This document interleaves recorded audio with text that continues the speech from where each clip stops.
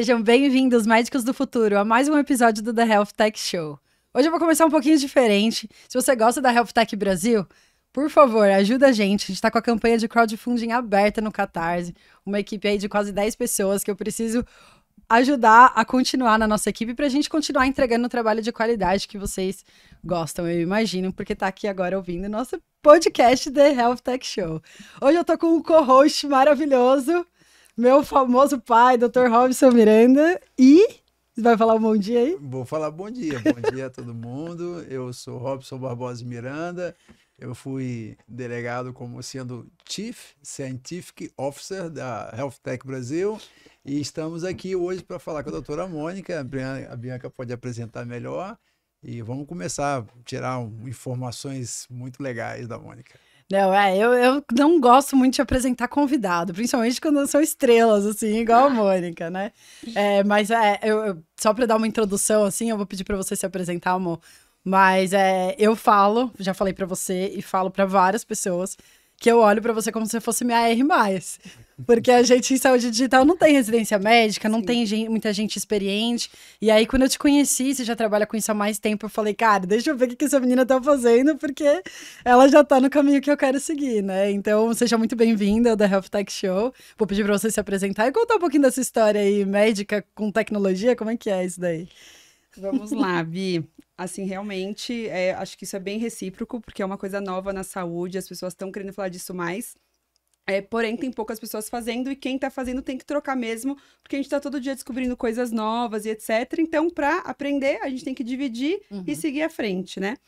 Eu comecei minha carreira como médica bem tradicional, assim. Eu comecei fazendo urgência e emergência, trabalhando em hospitais, e ficando bem revoltada com aquela relação conflituosa entre pacientes, hospitais, prestadores e os próprios profissionais de saúde. Eu entendi que a área de gestão seria uma área legal para eu começar a atuar exatamente nesse problema, né?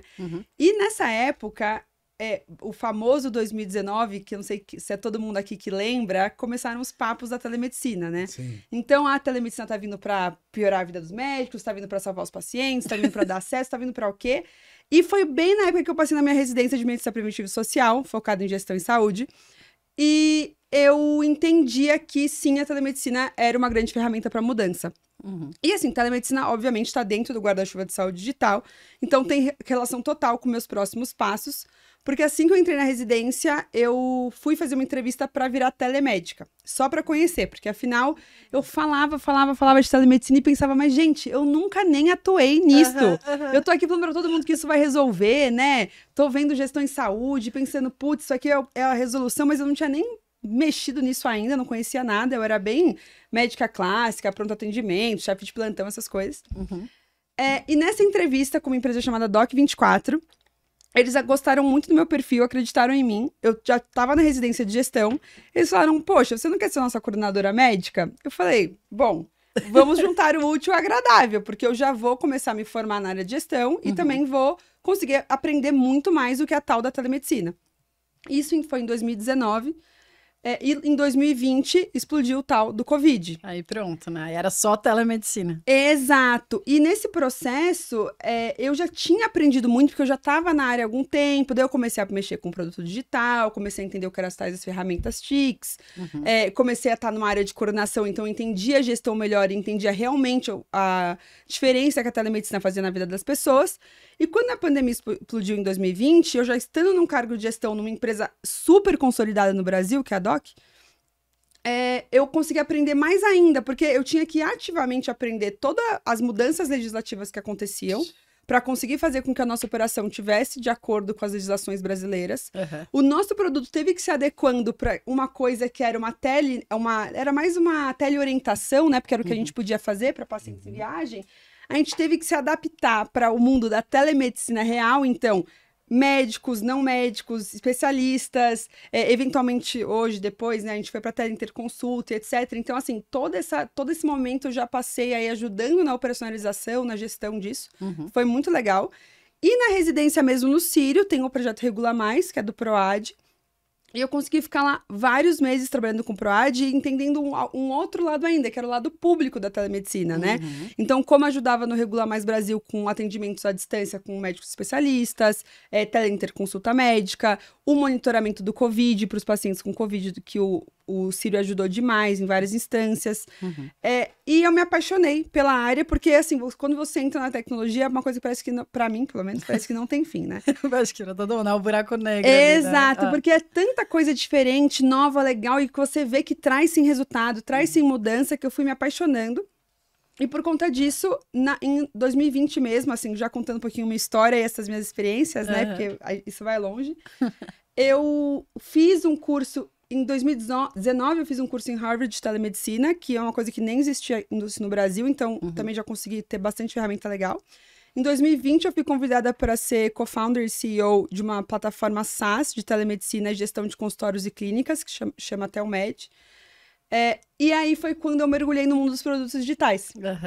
Porque lá, assim, era uma startup, então startupeiros sabemos que nós fazemos tudo, né? Um bom startupeiro sabe que ser startupeiro é aprender a fazer tudo. Nossa, puta aprendizado, né? Exato. Então foi muito legal porque eu consegui aprender muitas coisas sobre gestão de empresas, porque na gestão em saúde eu aprendi sobre negócios de saúde e tive a sorte de no processo aprender sobre telesaúde e telemedicina. Quando eu fui para startup, eu tive que aprender sobre produtos digitais realmente, então ideação, criação, validação, atividades Scrum, o que é o tal do Scrum Master, Product Owner, como lidar com o desenvolvedor e etc.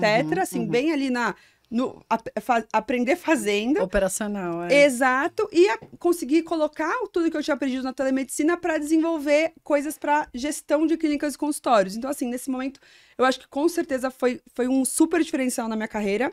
Infelizmente, essa startup não foi para frente por vários motivos, mas, assim, eu aprendi demais no processo, valeu cada segundo.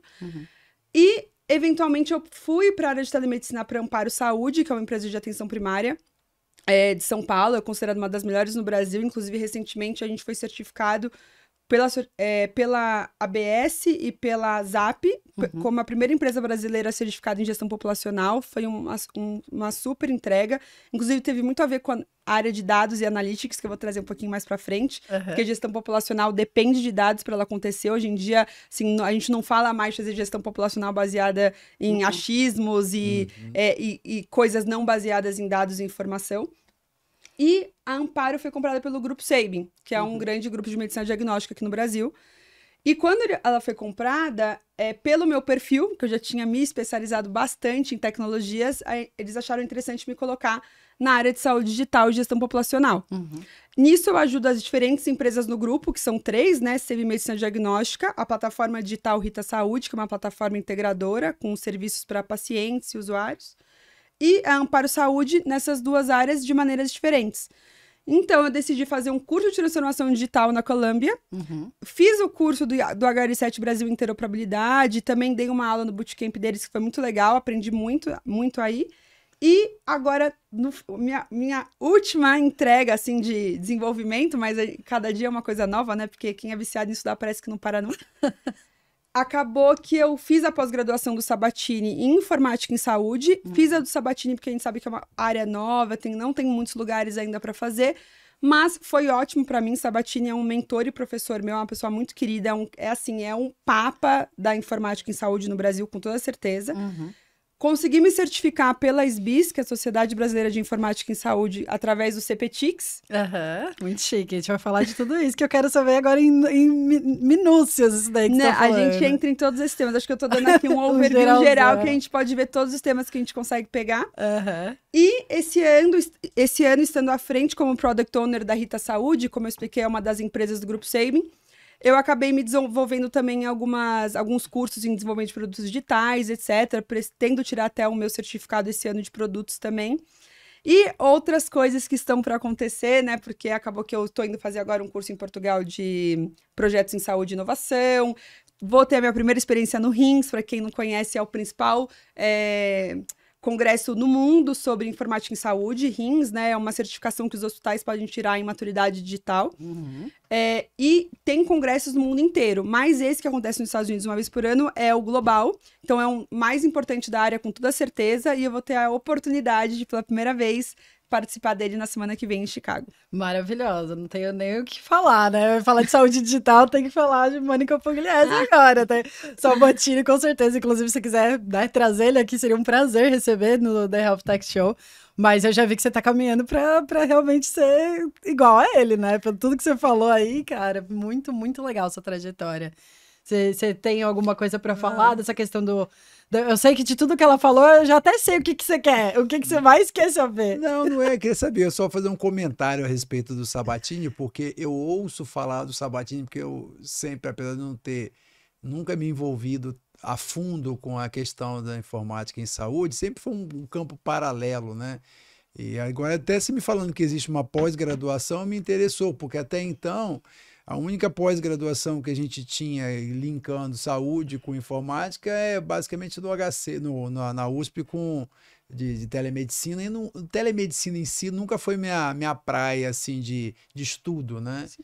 E eu me lembro que eu ouço falar do Sabatini por conta desse interesse de informática e saúde desde a época que eu era residente, por uns 30 anos aí. Então, assim, ele realmente é o guru da informática em saúde no Brasil, né? Eu não o conheço pessoalmente, ali muita coisa dele. Inclusive, nos primeiros, existia uma revista, que eu não sei se ainda existe ainda, que era uma revista brasileira de informática em saúde, e eu me lembro que eu pegava, ele é de Campinas, se eu não me engano, Campinas. né? Isso. Eu pegava ali alguns artigos, a maioria não entendia nada, coisa e tal. Foi interessante ouvir essa história que você tinha feito um curso lá e quem sabe, né, no futuro aí a gente possa também se matricular, né? Não, muito legal, porque dentro da sua fala eu reconheci alguns paralelos com a minha história, né, que aí é o que eu te falei, a gente tem que ir abrindo mato mesmo, né, tudo bem, tem os pioneiros reais, né, que falaram, ó, antes de abrir o mato tem alguma coisa lá, então é nessa direção que a gente tá indo, que eu acho que esse é o caso do Sabatini, mas depois tem que chegar a galera com o facão e ir abrindo atrás, né, que eu acho que é o que a gente tá fazendo agora. E aí, eu também, a mesma coisa. Então, eu tava lá no Texas, tive a ideia, aí a galera começou a pilhar, tal. E eu, tipo, não, beleza, tá bom, eu quero ir atrás disso, eu tô gostando, tô sentindo que é o meu caminho, mas o que eu faço? Pra onde eu vou, né? E aí, foi quando eu procurei o curso do MIT, também era a primeira turma em 2021, do curso chamado Leading Health Tech Innovation, então era só pra Health Tech, pegava muita parte de business, eu até fiquei meio assim, porque eu falei, estudar no MIT, tipo, será que eu tenho, né, background técnico pra isso? Mas não, deu certo, foi legal. E aí, eu ouvi na sua fala a mesma coisa, você teve que ir pra Harvard pra fazer o curso lá, depois Columbia, porque tá começando agora, né? Então, claro, as referências vão primeiro, então Harvard, MIT, Ivy League toda lá. Depois chega aqui no Brasil pelas pessoas que já estudam isso há muito tempo, né? E eu acho que a gente está começando a construir agora até a forma de você se especializar nisso, né? Nem isso existe ainda, né? Isso está começando agora. É porque a informática em saúde é uma área que é falada há muito mais tempo, mas não para médicos. Então, assim, inclusive, ano passado, no Congresso Brasileiro de Informática em Saúde, o SBIS, eles trouxeram um estudo, que inclusive foi um dos principais estudos apresentados no Congresso, que vale a pena depois dar uma olhada, obviamente eu não vou lembrar de cabeça, infelizmente, que traz todas as maneiras de você se especializar em informática em saúde no Brasil, para você ver como é uma coisa que as pessoas estão indo atrás e que ainda não tem muito, porque é uma coisa nova.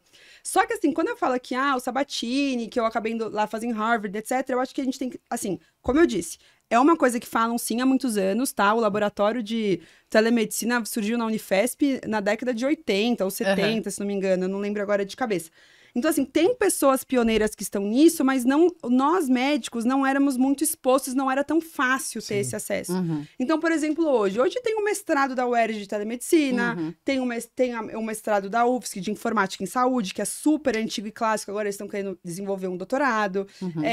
Na Universidade de Campinas, o Sabatini fez cadeira, fez uma grande história. A gente tem o Chau de telemedicina na UFSC, também é muito famoso, tem a cadeira, tem um instituto lá de telemedicina na USP desde também década de 70, 80, alguma coisa assim. Meu primo é calouro na USP agora, primeiro ano, foi pro segundo agora. Ele teve aula com o Chau de telemed, a gente imagina. Nem era falado. Eu ouvi falar uma vez de telemed, eu me formei em 2019, então foi antes da pandemia, ainda tinha aquela discussão mais, até ética, né? Porque aí as pessoas pegavam muito do lado da ética, né? Não é ético, não vai examinar o paciente, então não é uma consulta, tal.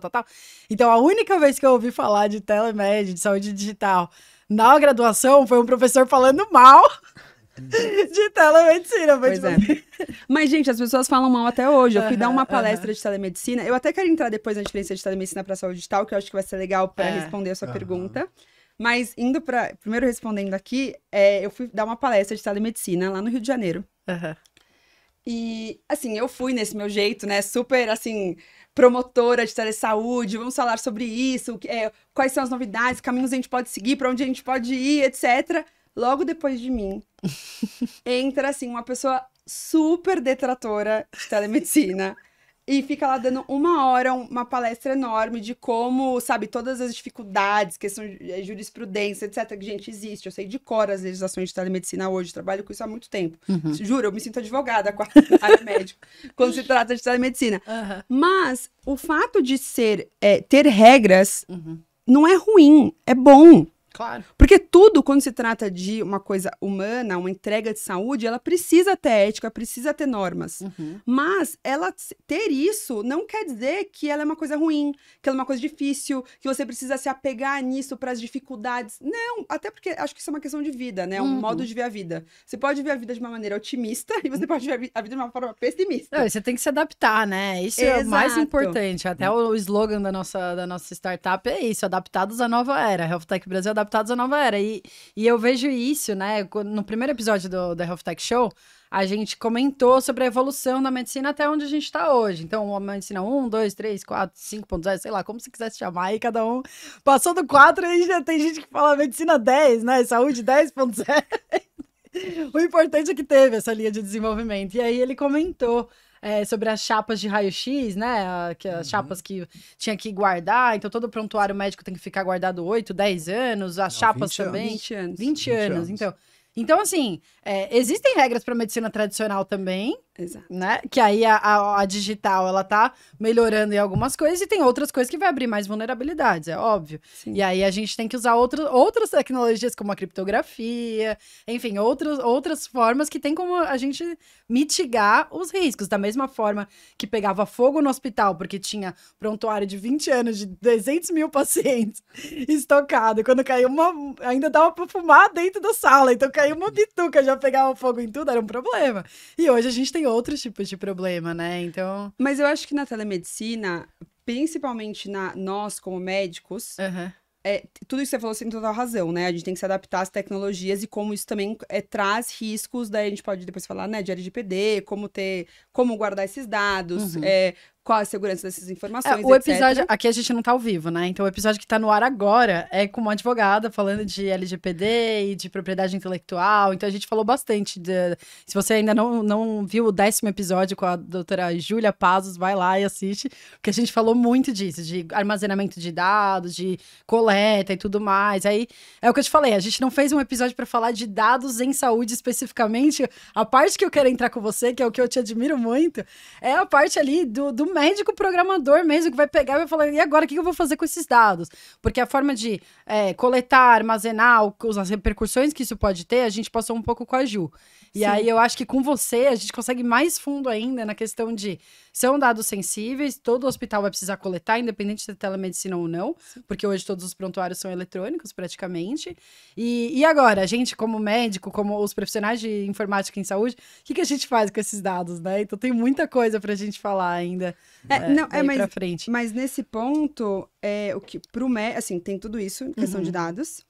Mas a telemedicina, eu sinto que os médicos, eles têm um pouco medo da ferramenta ainda. Apesar de, na pandemia, ter sido provado como a telemedicina, na verdade, está aí para ajudar, ela não compete, ela só gera acesso, gera facilidade, tem 90%, 91% de resolutividade comprovada. A gente tem aí...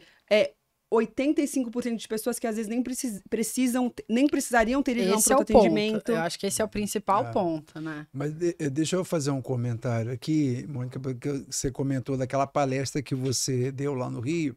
Uma coisa que chama a atenção é que essa discussão ela é importante.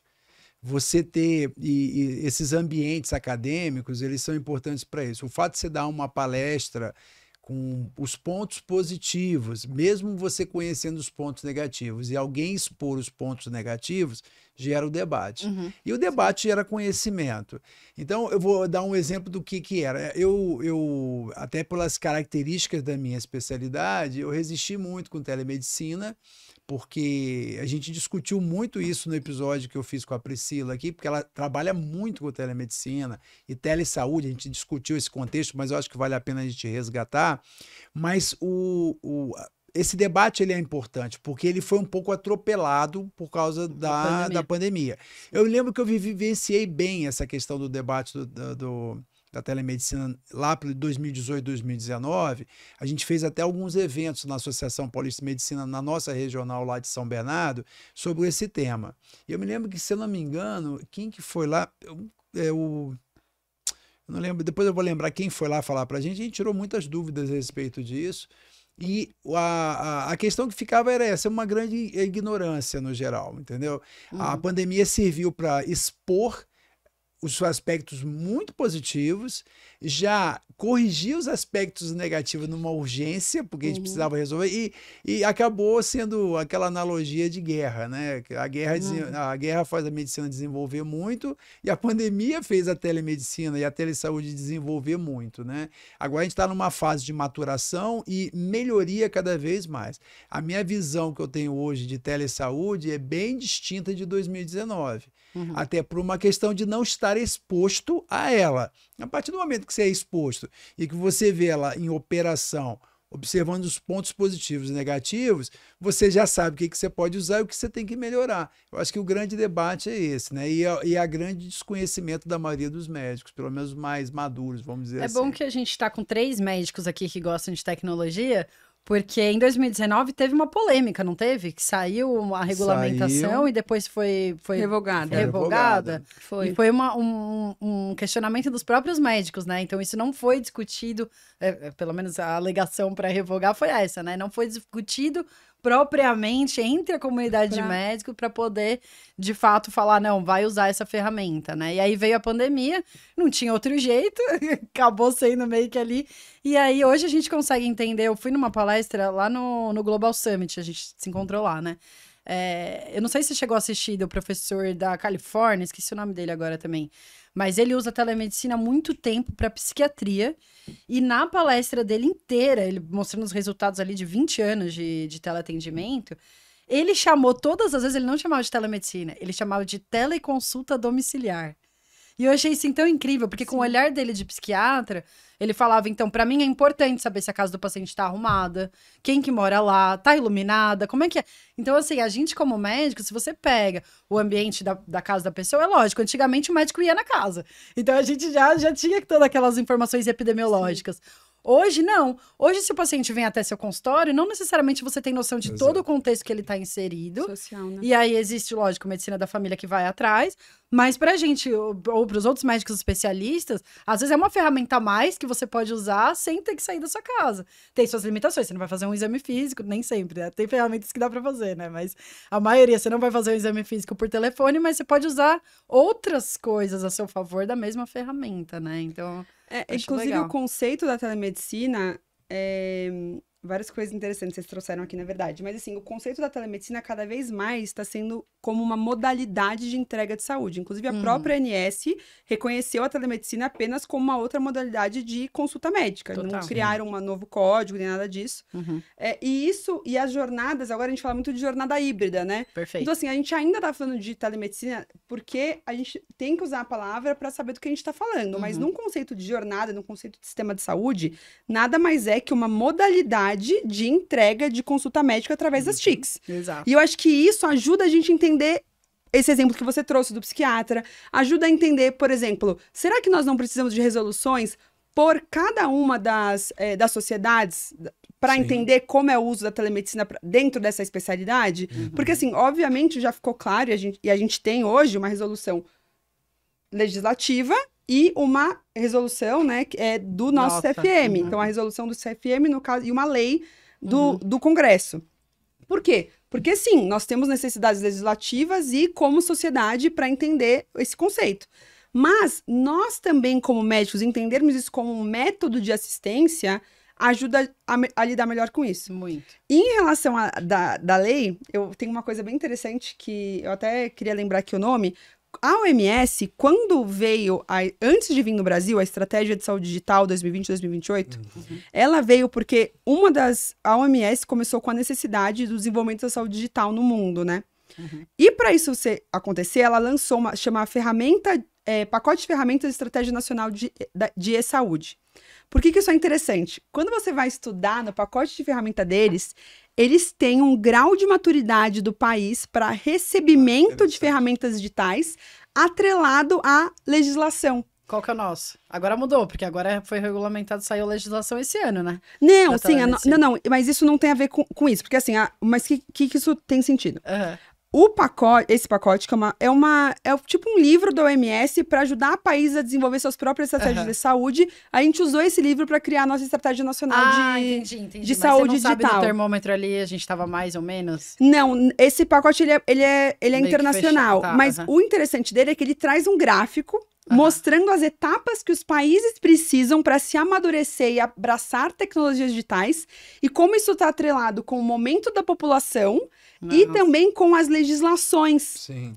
Então, assim, é impossível você ter uma maturidade, um desenvolvimento das tecnologias se você não tem um país legislado para que isso aconteça da melhor forma. É como se fosse um substrato, né? Você precisa daquele substrato para poder chegar naquele nível de maturidade de e-saúde. Exatamente. E aí você vai tendo diversos estratos, diversos níveis de estratos que você vai adquirindo. Então, o Brasil pode estar numa posição tal, a Suíça pode estar numa posição tal e a Tanzânia numa outra posição. Sim. Então, se você não consegue usar ferramentas adicionais, se você não tiver naquele nível de maturidade para a saúde, considerando a questão social e a questão legislativa também. Exatamente. Isso se acompanha e é muito legal, porque quando isso foi lançado antes da pandemia. E quando você vai ler, porque até arrepiada, quando você vai ler, você percebe que a gente teve a condição social promovida pelo Covid, e se você for ler a nossa história legislativa, ela literalmente ela foi se adequando ao impulso social que a gente teve devido à pandemia. E daí, hoje, finalmente, com a última legislação, os nossos serviços de saúde também estão entrando numa outra maturidade de telemedicina. Porque antes era, é o serviço pelo telefone, pelo como, mas por onde, quem pode, mas como a gente vai fazer?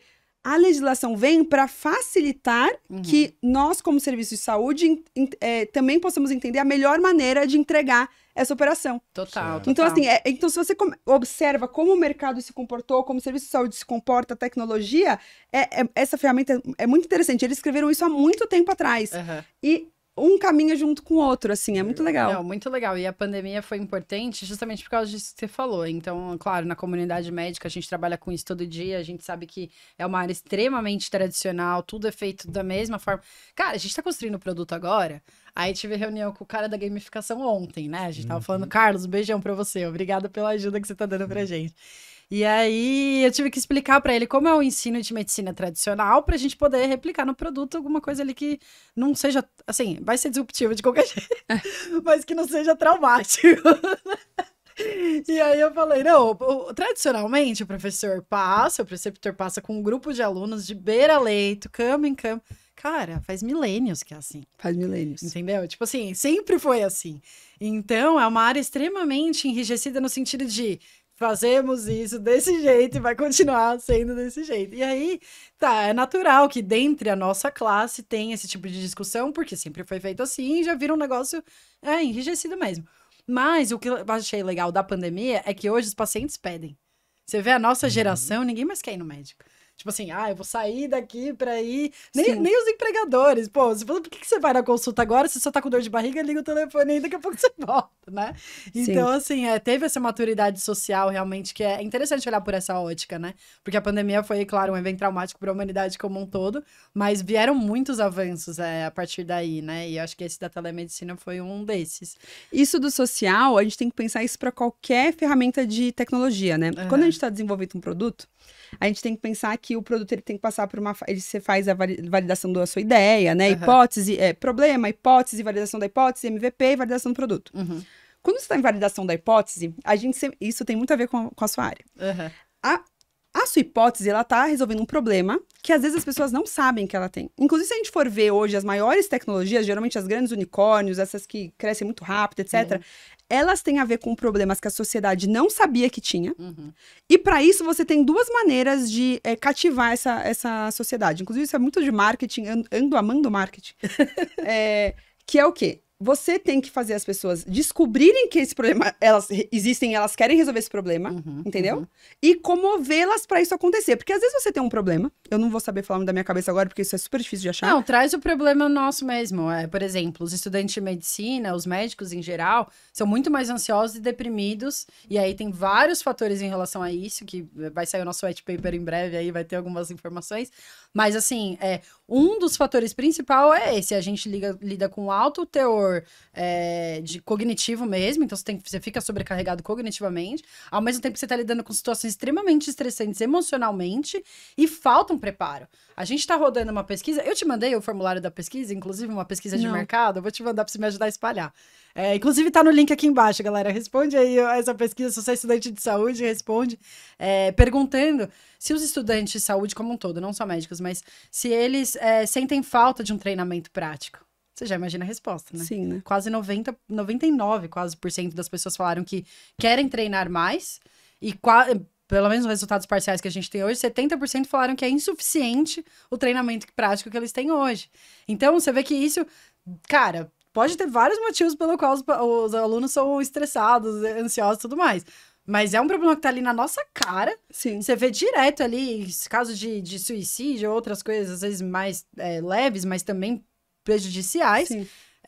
Tá todo dia ali, todo mundo sabe que tem não sei quantos mil colegas na turma deprimidas e ninguém tá fazendo nada pra mudar, né? Então é um exemplo de um problema que tá que eu não sei qual seria a hipótese pra resolver esse problema, que entra no ponto que às vezes as pessoas, elas não querem resolver o problema de verdade, ou dois, elas não estão preparadas pra abrir mão de algo pra resolver o problema, e ainda três, elas ficam tão chocadas com a tecnologia que você está dando pra resolver esse problema que elas não estão prontas pra receber essa tecnologia. A resistência à inovação. Então, você tem três perfis aqui diferentes, ou seja, a sua ideia é ruim às vezes? Não. Mas você precisa entender as pessoas. Total. Porque se você não entende as pessoas, não adianta você ter o melhor produto do mundo, você ter um problema validado. Eu juro que isso é um problema. Se as pessoas não aceitarem e comprarem a sua ideia, comprarem a sua solução. Então, assim, pra você chegar nisso daqui, entra total nessa questão de maturidade social. E depois, maturidade legislativa. Por quê? Principalmente quando a gente fala de uma tecnologia muito disruptiva, essa tecnologia, ainda mais para a saúde, a gente mexe com saúde, isso é muito delicado.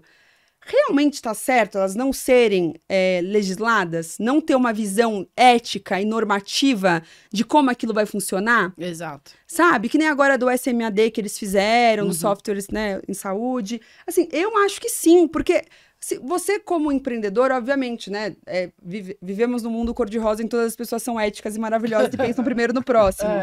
Pelo menos eu vivo nesse mundo. Mas sabemos que não é exatamente assim. Então, você precisa ter regras do jogo para o que vai chegar nessas pessoas esteja baseado nessas éticas, nessas normas. Total, com então, certeza. assim, aqui, eu acho que é muito louco o caminho que a gente está indo, que a gente está vendo que, assim, para tecnologias existirem, para as suas hipóteses, seus problemas serem validados e os seus produtos venderem, a gente tá aqui entrando numa pegada já de produto, de startup, de mil coisas, mas tudo tá conectado. Olha como tudo tá conectado. Sim, total. Você precisa ter uma avaliação da maturidade da sua sociedade. Mas é por isso que a gente tá aqui agora. Como é que eu vou lançar o meu produto no mercado se a galera nem sabe o que é saúde digital? Exato. Então, assim, a gente vai entrar no mercado no segundo semestre, beleza, primeiro semestre estamos aqui, sentada com você, falando disso. Já tá 1 ano na rede social, mais de 1 ano falando de saúde digital, preparando ali o terreno, esperando os próprios gestores virem me perguntar o que você tá fazendo. Agora eles querem saber. Educação, né? Exato. A gente não tava comentando aqui, a cadeira do Tchau, que antes dele teve um precursor que eu infelizmente não lembro o nome, existe desde a década de 70 e de 80.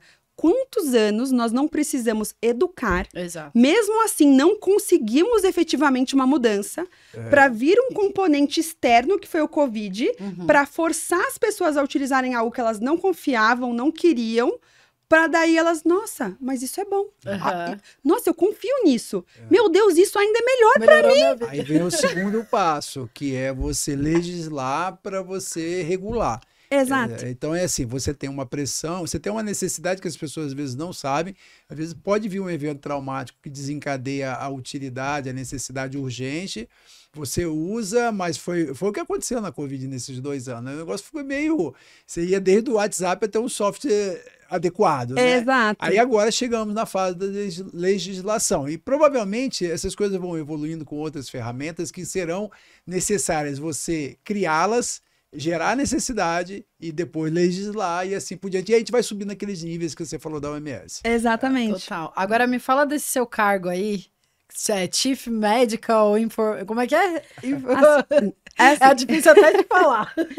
Existe um cargo que, assim, na verdade, eu até não tenho essa cadeira de C-level, assim, oficial, formal, né? mas eu vou explicar um pouquinho porque é um contexto interessante. Hoje, muito provavelmente, alguém já deve ter ido por aí um tal do CMIO, CMIO, né? Isso não é Chief Marketing nem nada, é Chief Medical Information Officer. Isso é uma coisa que veio muito dos Estados Unidos, tanto que eu tô falando aqui em inglês, gente, mas em português seria chefe médico de informação em saúde? Chief Medical Chefe de informação, né? De informação. Em saúde. E esse profissional, ele é um profissional que tem que ser médico, Chief Medical, né? Senão seria um CIO, que é o Chief Information Officer, que daí não precisa ser, pode ser qualquer profissão. E, na verdade, hoje a gente tem CMIOs que não são médicos, mas são 100% das vezes profissionais de saúde, tá? Aí quando a gente fala Chief Medical, principalmente nos Estados Unidos, tem uma conotação de médico. Se você for olhar nos Estados Unidos, assim, quando vão contratar, eles exigem médicos com formação americana e cadastro ativo no conselho. Aqui no Brasil, a gente tem um grande profissional, que é um dentista, que eu esqueci o nome dele agora, mas ele é um super profissional. Eu tô, inclusive, falando essa frase por causa dele. Porque ele é um grande profissional, CMIO, e ele não é médico. Depois você comenta no YouTube lá, deixa o nome dele. Eu vou deixar o nome dele, até porque eu faço questão, ele é um ótimo profissional, então eu faço questão de falar no Brasil sobre ele. Mas geralmente são médicos. E por que isso tá vindo, tem tanta gente falando sobre isso? Porque a informática médica, a informática em saúde, por profissionais de saúde, ela tem as suas peculiaridades frente a um profissional de TI. Com certeza. E assim, isso não há competitividade. Sabe que nem a telemedicina não tem competitividade com a consulta presencial? É a mesma coisa, porque o que a gente traz de valor é totalmente diferente de alguém que tem uma carreira de TI sólida e formada e chegou até lá. Total. Obviamente, eu até, Mônica, não gosto muito de falar de uma formação de CMIO, porque que eu acredito? Profissionais C-levels, eles têm geralmente uma carreira técnica consolidada em alguma área, mas eles aprendem muitas ferramentas de gestão e governança que permitem que eles tenham uma visão geral para ter um cargo de C-level e ter pessoas da equipe dele técnicas em outras áreas que ele não é. Perfeito. Essa é a minha visão. Então, para mim, quando a gente fala, vamos ter uma formação para CMIO, você não vai ser o melhor de tudo em tudo. É igual a formação de CEO. Tipo assim, eu tô fazendo MBA agora. Você acha que eu aprendo mais sendo CEO na prática ou fazendo MBA? Exato. Né? E um MBA, ele te dá uma conotação geral, mas você tem com certeza uma área técnica específica que seja marketing, que seja comercial, que seja medicina e Exato. etc. Sim. E até entrando na questão de saúde digital, a gente fala que os CMIOs, eles são os grandes médicos que conhecem a saúde digital. Daí, o que é saúde digital? Gente, saúde digital, pela própria OMS, eu gosto de trazer esses conceitos, né? Mas É bom. pela própria OMS, saúde digital nada mais é que tudo na área de saúde através de uma tecnologia de informação e comunicação, que são as tais das TICs. Agora me permitam falar daqui por diante apenas TICs, porque senão... Seria uma pergunta que você já falou 2 vezes. Tá no nosso white paper, inclusive. Tá na introdução ali. Tá bom. Então, de agora em diante, quando eu falar TICs, você já sabe do que se trata. Então, Tecnologia da informação e comunicação. E isso, assim, gente... É tudo, porque tecnologia da informação, desenvolvimento, software, produto, blá, blá, blá. Tecnologia da comunicação, telefone, rádio, microfone. Prontuário eletrônico. Não, isso é da informação. Comunicação entendeu? Então, ou seja, a saúde digital é o guarda-chuva. A telemedicina é um componente. O registro eletrônico de saúde é um componente.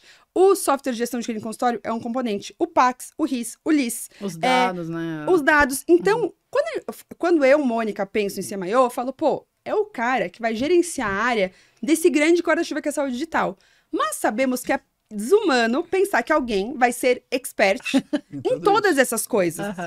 Então, assim, eu acho que é muito mais legal, eu penso assim, tá? Até a gente anda tendo alguns grupos de estudo sobre isso, pensando em trazer a informática em saúde como uma área de atuação médica, etc.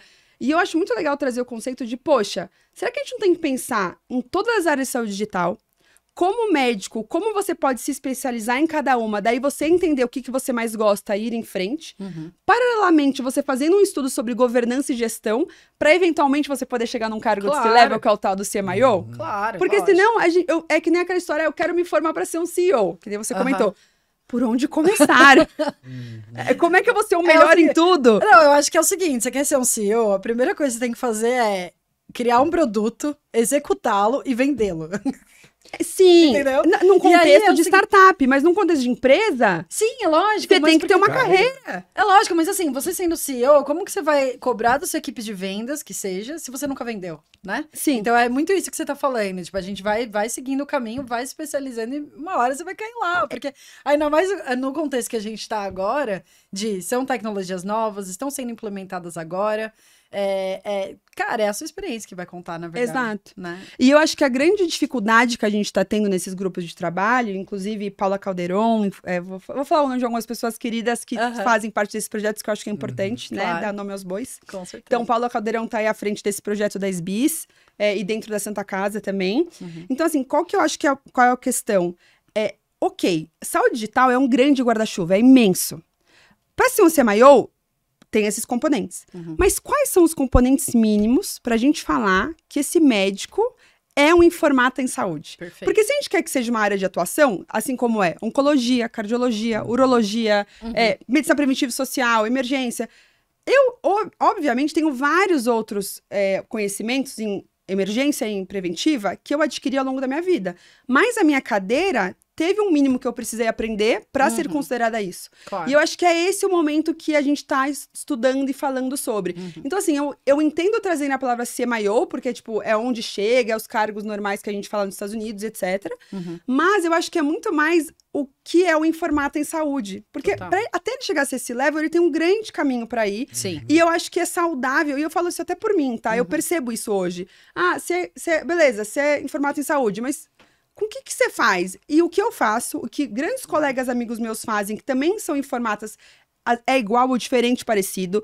Os cargos para a área, que eu já vejo alguns cargos que aparecem, são super diferentes, porque, gente, saúde digital é uma coisa muito, muito extensa. Total. E às vezes a gente fica, sabe, até se confunde. Eu que tô na área, às vezes me confundo. Eu falo, putz, tá bom, você quer um informático em saúde, mas pra quê? Pra dados, pra produto, pra operação, pra telemedicina? Entende? Porque isso é uma complexidade mesmo. Assim, eu tô trazendo até coisas que a gente tá... É o que eu falei. A gente tem que conversar e falar das coisas, porque as coisas estão acontecendo agora. Exato. E dentro do que você comentou agora, Mônica, se você comentou da possibilidade disso virar uma área de atuação médica. E tem algum contato já com a AMB, pensando em porque se for a área de atuação médica, vai ter que passar pela Associação Médica Brasileira. Tem algum currículo mínimo que vocês já estão imaginando? Quais seriam os pré-requisitos? Ou isso ainda é muito embrionário ainda? Acho que é isso que ela tá falando. É isso agora, que a gente está montando. E eu acho que é interessante você falar, porque quando eu descobri, na verdade, saúde digital, foi lá nos Estados Unidos, assim, que eu falei, cara, isso vai ser uma especialidade, não tem como não ser. Inclusive nos Estados Unidos você sabe, né? Então, aí eu comecei o médico preventivista nos Estados Unidos, o R3 dele, um deles é Medical Informatics. Então, aí, como que foi que eu tive que caiu a ficha, né? Eu estava trabalhando lá com pesquisa, aí tinha que pegar um monte de estatística, um monte de planilha gigante que não acabava mais, dias, semanas revisando planilha.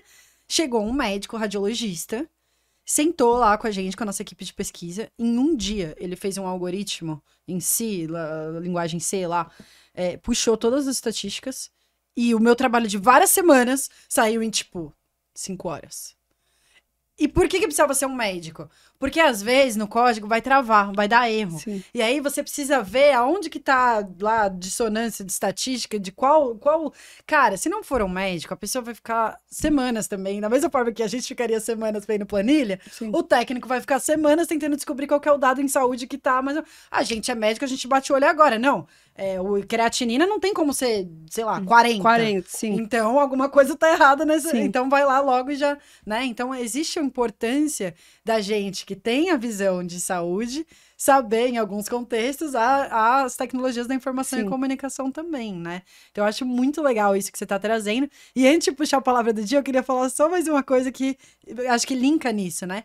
Que é esse certificado que você tirou agora, CPTIX. Eu tô CPTIX. super doida pra ir atrás disso. Quando eu terminar o MBA, eu já vou tentar entender como é que funciona. Eu queria trazer pra mesa agora também esse assunto. Assim, no mundo existem algumas certificações profissionais para informática em saúde. Aqui no Brasil a gente tem o CPTIX, que é o Certificado Profissional em Tecnologias da Informação e Comunicação. Aham. Inclusive, um dos grandes precursores é o Cláudio Juliano e o Renato Sabatini. Aham.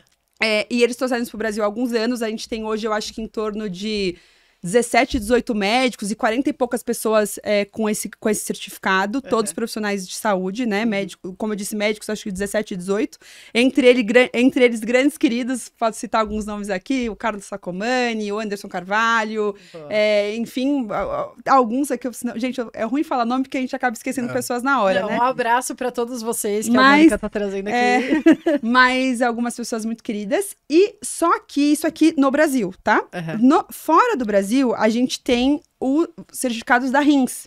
Então, a gente tem o CARRINS, acho que tem o CPRINS, eu não vou saber todos de cor. Então, qual que é a questão importante? No Brasil, o nosso primeiro certificado para entender esse profissional e ele ter uma certificação foi o CPTIX. E eu acho isso importante, porque uma vez que ainda não é uma área de atuação e a gente não tem ainda uma base, apesar de ter cursos de informática em saúde, etc., eu entendo a certificação profissional é uma coisa importante para você ter um nivelamento entre os profissionais que estão atuando na área, assim como qualquer outro certificado. E eu pretendo, talvez, até ir para fora, fazer o da RINS e etc. Eu acho que é bem legal. Mas o CPTIX, ele é o nosso brasileiro para isso. E eu acho que é interessante, porque assim, ele estudar para o CPTIX, com certeza, fez toda a diferença no meu processo de formação para informática em saúde. Maravilha. E aí, o que você estudou? O que eles cobram no CPTIX, por exemplo? Quando eu for me preparar, o que eu vou ter que estudar? Antes disso, CPTIX é Certificado Profissional em Tecnologia e Informação em Saúde, é isso? Sim, exato. Só para entender o acrônimo aí. Tá. E ele, inclusive, é um certificado e é uma prova dada pela SBIS, que é a Sociedade Brasileira de Informática em Saúde. Daí, assim, você vai lá, você se inscreve para fazer o certificado. Tem um curso preparatório antes? Ou assim, não existe um curso formal preparatório. Eu fiz a pós-graduação do Renato Sabatini, que é uma pós-graduação em Informática em Saúde, tá? Uma pós-graduação com grau de aprimoramento, para ficar bem claro. É 1 ano, 2 anos? 1 ano. Os cursos do Sabatini, eu tenho até uma fala que é assim, eu adoro, por quê? Ele é uma pessoa extremamente disponível. E como é coisa muito tecnologia e muito nova e tá sempre mudando, ele te dá 1 bilhão de materiais. Então, assim, você literalmente fica afogado em material. Muita gente desiste. Mas você tem ele... E ele é uma pessoa tão camarada, assim, tão próxima. Foi através dos cursos dele até que eu me aproximei dele. Que daí é legal, porque você tá lá estudando coisas que talvez você não vai ter tempo numa vida de ler tudo, mas ele te dá um material. Ele te dá o caminho e ele tá lá pra responder todas as perguntas que você tiver, entendeu? Isso é muito importante. Eu já fiz muito curso que era muito mais, tipo assim, a informação clara num vídeo de 10 minutos, mas eu não conseguia falar com o professor.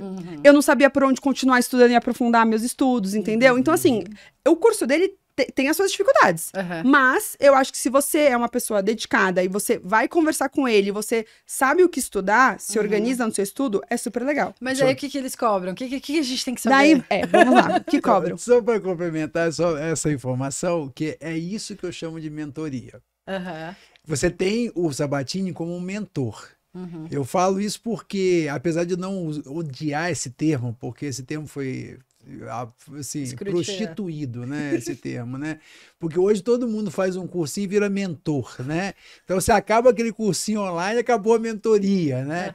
Então, assim, o conceito de mentor é esse, é o cara que te ensina, mas que está disponível. Sim. Ele te afoga em informação, mas ele está ali para te tirar da água com aquela informação. Mas é o que a gente faz na Health Tech, não em saúde digital, a gente faz isso em metaverso, né? Então eu tô com uma mentoranda agora que ela precisava...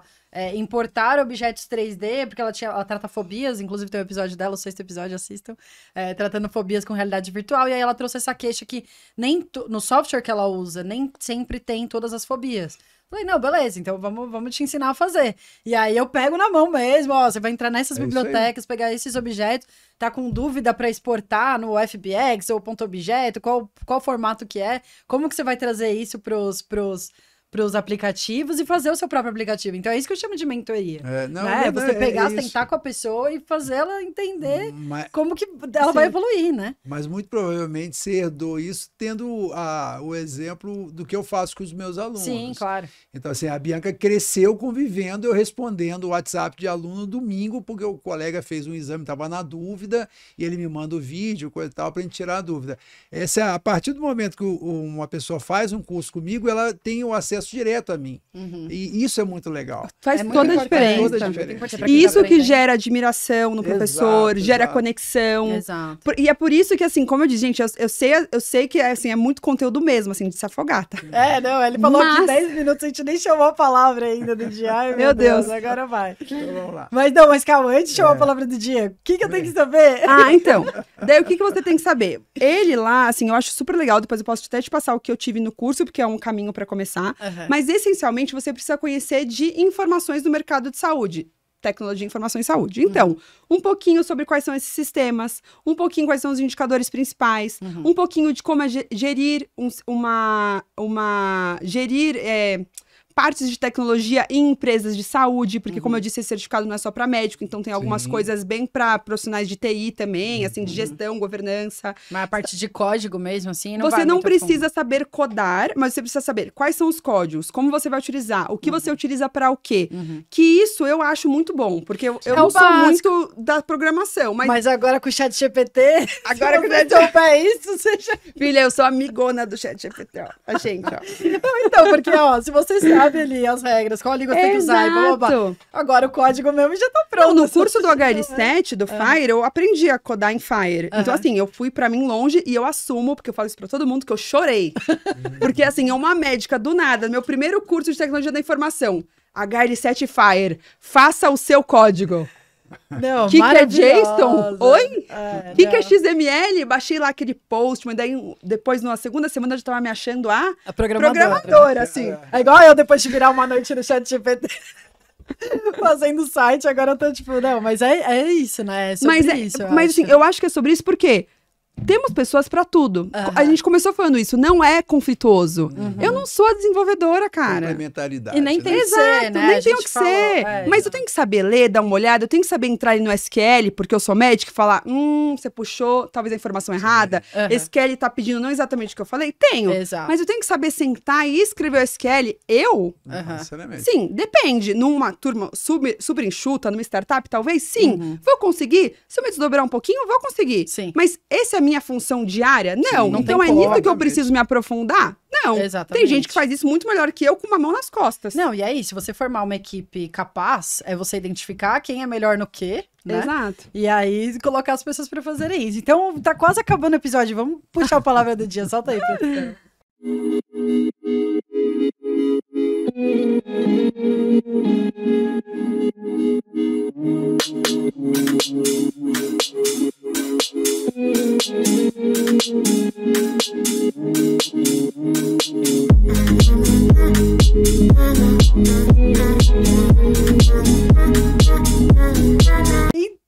Interoperabilidade. Nossa, que palavra difícil. Essa foi boa de trazer. Você quer explicar?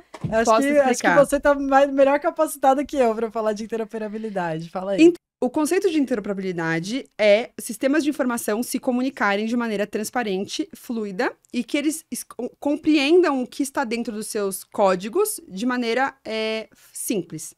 Assim, não usei o melhor conceito, mas eu vou explicar o que eu estava falando, tá? Uhum. Então, assim, o computador, diferente de nós humanos, estamos aqui conversando, então a gente tem, por exemplo, contextos externos, questões simplistas, que a gente entende o que a gente está falando. O computador não tem isso. Ele funciona a partir de códigos. Sim. Quem coda, quem desenvolve, sabe que, invariavelmente, cada sisteminha que você tem tá falando com uma linguagem diferente. Então, pro meu sistema aqui, do meu RIS, eu falo que esse copo de água é 1, 2, 3. No meu sistema Pax, eu falo que esse copo de água é ABCD. No meu sistema LIS, eu falei LIS lá, acho que não, ele é XYZ. Então, quando esses sistemas vão se conectar, Eles não reconhecem que o copo é a mesma coisa. eles não sabem que o copo é a mesma coisa. Aham. Eu até tinha falado um exemplo bem legal, que é a questão de quando você tá um desenvolvedor e um médico. Quando eu, Mônica médica, falo, paciente com CR5, provável IRC, necessita HMDL, o meu desenvolvedor e talvez outros médicos também, porque eu falei aqui cheia de, né? Mas o tal do paciente com creatinina 5, que tem uma insuficiência renal crônica e precisa de uma hemodiálise, nem isso o meu desenvolvedor vai entender e ele não precisa entender. Não, mas pra você ter noção, no nosso produto, quando que teve um menino modelador, cara, eu falei, não sei, tem que fazer não sei o que na incubadora. Ele fez no berço de luz. Ai, meu Deus. Porque não tem como. E isso é super normal. E no contexto da interoperabilidade, assim, dando esses contextos dos computadores terem linguagens diferentes, quando você quer interoperar, você não quer só fazer depara. Depara é um conceito bem mais conhecido no mercado de tecnologia, que é o quê? Ok, no meu computador é 1, 2, 3, no seu XYZ, no dele é ABC, vamos fazer um depara e vamos fazer eles entenderem que o que é 1, 2 e 3 para você é XYZ para mim, etc. Os tais os depara. A interoperabilidade, ela não faz isso. Ela coloca aqui o seu copo como copo, não é isso mesmo, mas vocês vão entender, em todos os sistemas, utilizando linguagens de interoperabilidade. Mas, Mônica, como é que eu vou fazer isso? Bom, a gente tem instituições, uma delas bem famosa é o HL7, uma instituição sem fins lucrativos, que tem vários voluntários e pesquisadores que formam linguagens baseadas em ontologias e terminologias. Eu tô falando vários conceitos aqui, vamos então explicando.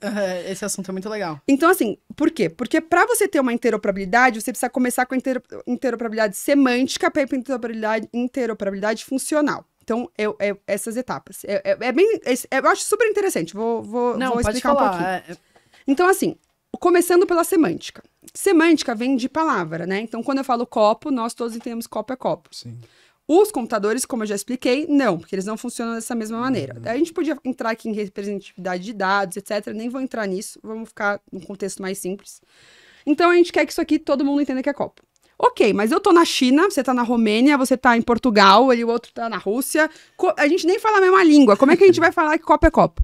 Vamos usar terminologias e códigos de computador que vão traduzir a informação na mesma. Então, a gente começa aí. Isso é interoperabilidade semântica, que é o computador entenda. Então, quando no meu computador estiver isso, no seu vai estar também, no dela vai estar também. Então, a gente tem uma interoperabilidade semântica.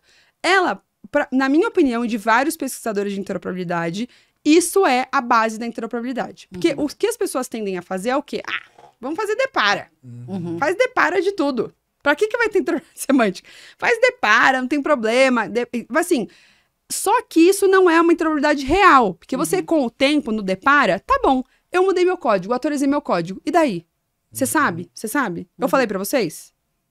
Não, certo? Porque como é que eu vou manter isso vivo? Então, isso é muito difícil.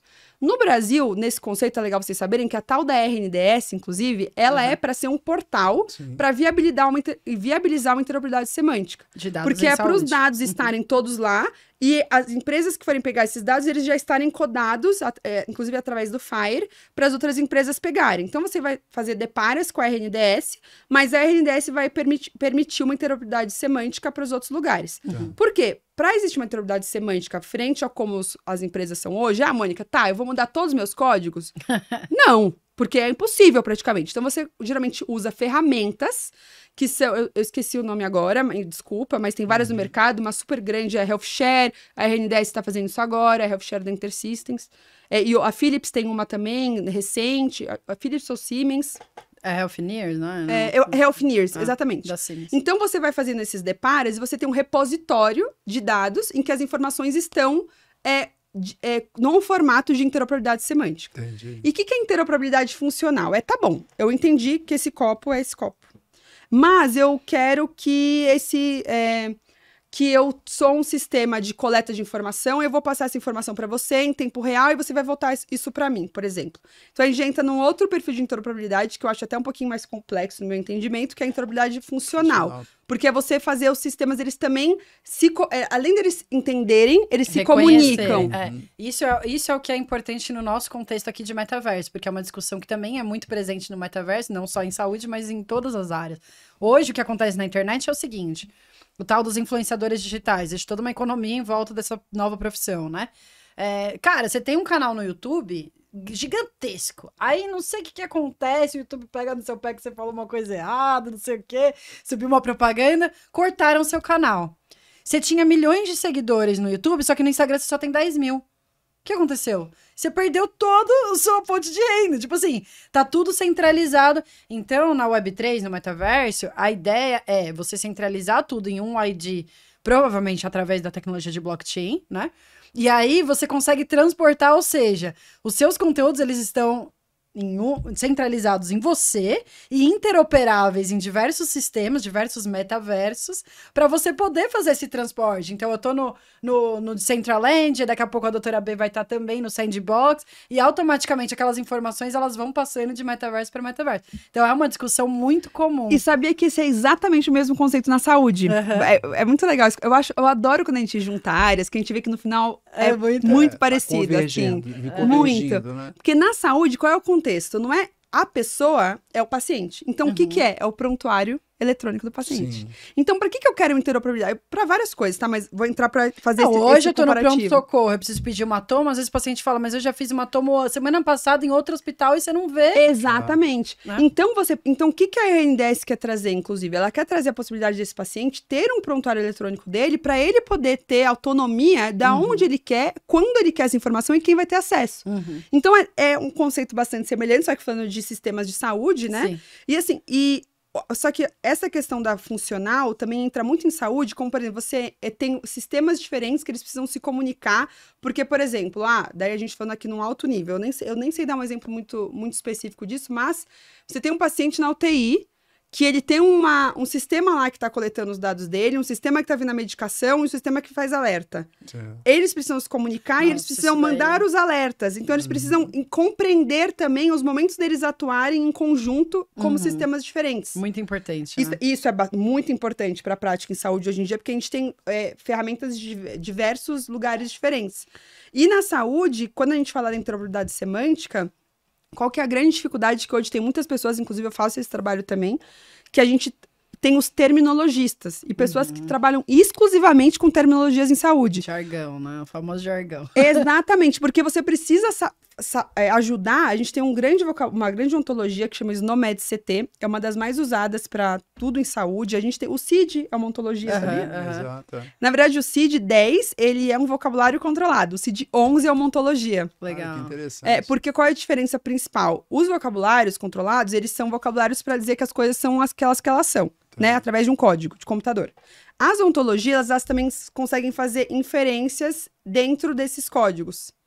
Então, por exemplo, isso é uma parte mais de desenvolvimento de conceito. Porque, assim, além de eu saber que isso é um copo, eu sei que um copo é onde eu coloco água e que ele tem que ficar nessa posição, porque se eu colocar ao contrário, a água não vai ficar, por exemplo. Então, assim, isso para desenvolvedores entendem mais, mas então as ontologias, elas possibilitam que você faça isso. Então, o SNOMED-CT, ele consegue compreender que quando você fala febre, pirexia, temperatura acima de 39,5, tudo isso é febre, porque ele vai realizando inferências também. Legal. E daí quando você é médico, escreve lá no seu prontuário. Paciente chega com temperatura de 38,5, hiperemia, blá, blá, blá, blá. Ele consegue, o SNOMED-CT, ele pega esse temperatura de 38,5, ele consegue, através de inteligência artificial... Isso ele vai desenvolver bastante com a inteligência. Vai ser muito legal. Ele consegue entender o que é, daí já entra no código da SNOMED, para eu conseguir colocar num prontuário a informação organizada de febre. Tipo, dar um alerta de febre, por exemplo. Porque isso hoje é uma das maiores dificuldades, né? Quando você tá falando de prontuário eletrônico, fazer ali uma... Sei lá, de repente até por parte de pesquisa, a gente vai trazer um convidado aqui para falar só de pesquisa clínica também, mas uma dificuldade, você vai pegar um monte de prontuário, cada médico escreve de um jeito, como é que você vai extrair aquelas informações para virar uma coisa útil, né? Ainda tem outros problemas, se você considerar internacionalmente, se eu não me engano, os Estados Unidos só incorporou o CID-10, acho que está incorporando ainda, eu acho que do ano passado para cá. Eles usaram o CID-9 até pouco tempo atrás. Não, o Brasil tá super à frente do CID-10, mas a gente já tem o CID-11. Exatamente. E o CID-11 é super difícil. Algumas pessoas falam que o humano não vai ser capaz de compreender o CID-11 como o CID-10. Que a gente vai precisar de inteligência artificial para ajudar os médicos a colocarem CID-11 no prontuário. Ou seja, provavelmente só vai incorporar isso quando os sistemas todos estiverem capazes de entender. O que eu sei do 11 é que, não, desculpa eu, é que vai sair as coisas de algumas algumas doenças relacionadas à saúde digital. Adição a jogos vai sair. Verdade. Vai sair algum outro lá também, que eu não lembro, mas que tem a ver com saúde digital. O mais importante, Steve Jones, é essa questão dele realizar essas inferências. Então, por exemplo, vai ser lá, paciente quebrou o braço direito no negócio de carro. Tipo assim, eles vão ser códigos gigantes, que eles vão ser super específicos. Nossa, daí eu não tava sabendo. Porque é para eles conseguirem abraçar as nossas necessidades hoje de especificidade em dados para fazer um DRG, para colocar uma informação no prontuário. Sim. Então, assim, realmente Eu vai ser acho muito que, difícil então, a gente conseguir. quem quiser se adiantar já para o mercado, assim, que se você quiser vender, você tem que se adiantar ao mercado. Uma boa é usar o API do ChatGPT para interpretar esse idioma. Mas o futuro é esse. E a gente indo mais além, até entrando em outras tecnologias aqui, tipo o NLP. O NLP Desculpa. é processamento de linguagem natural. Tá. Natural Language É um tipo Processing. de algoritmo de inteligência artificial. Exato. O que ele faz hoje? Assim, quando você fala de interoperabilidade. Ah, tá, Mônica, mas eu vou interoperar a tal da semântica, a tal da funcional. Mas os médicos têm várias partes do prontuário que eles escrevem. Exato. Não é campo... Exato, fechado. Que campo é o que fechado. seria o ideal para Estruturado. tirar hoje. Estruturado. Exato. Hoje, para você tirar dado de pesquisa de um pronto-socorro, por exemplo, só é possível se for campo fechado. Campo estruturado. Senão, você não tem Porque como, o computador, ele é o tal... A gente tá entrando no que eu falei que eu não ia entrar, mas o computador, ele faz a representação dos dados através de códigos. Exato. Que é a codificação. Então, assim, quando você coloca lá uma frase no computador, ele está representando aquele dado de uma maneira de computador simples. Para você ter um dado estruturado, ele tem que ter um código relacionado, que daí a gente entra nessas questões de como você codar para ter a interoperabilidade semântica. Quando a gente fala de NLP, é você querer que o seu computador Entenda aquilo lá. entenda como um código Isso. aquilo. Então, você obviamente vai precisar dessas terminologias e ontologias, que você vai precisar de um terminologista, porque ele precisa ter um conhecimento técnico de saúde para conseguir entender o que aquele profissional escreveu. E não porque o profissional tem letra feia ou escreveu estranho, não, tá? Porque é difícil você entender. É, o vocabulário... Entender, eu vejo que, na verdade, uma das principais dificuldades minhas, assim, na faculdade de medicina no começo era isso. Era, tipo, eu lembro que às vezes eu tirava umas notas baixas, porque eu escrevia, tipo, com palavras, entre aspas, normais, e o professor já exige que você use o jargão, palavras porque médicas. é uma coisa realmente muito E fora extensa, que o né? médico tá acostumado, nós médicos podemos falar, não entrando em letra, tá? A gente tá acostumado a colocar gíria, Exato. a fazer de uma maneira o formato que o outro médico vai entender, tipo HD, hipocorado, tantas cruzes, isso aí é tudo, né?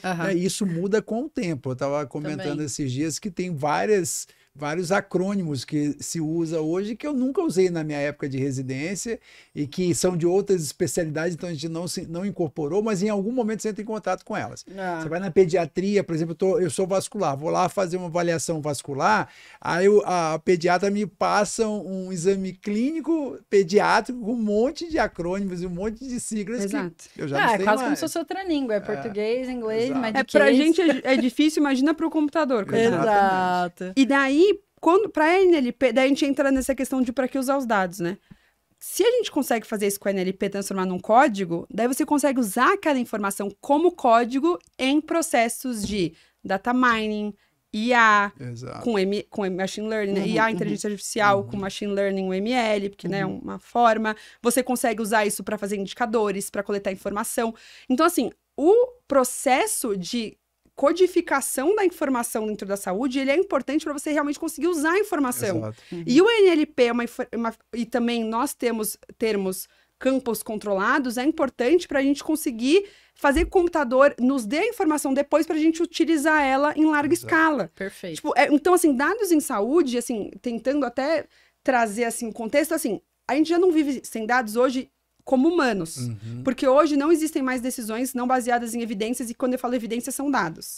Então, assim, não é só estudo científico, é evidências em larga escala. Hoje, as empresas, elas estão fadadas a falirem se elas não forem capazes de ter uma análise preditiva e porque a gente está vivendo no mundo VUCA, o conceito VUCA Não entendi, desculpa. É de business. É um conceito muito de business, que é um mundo volátil.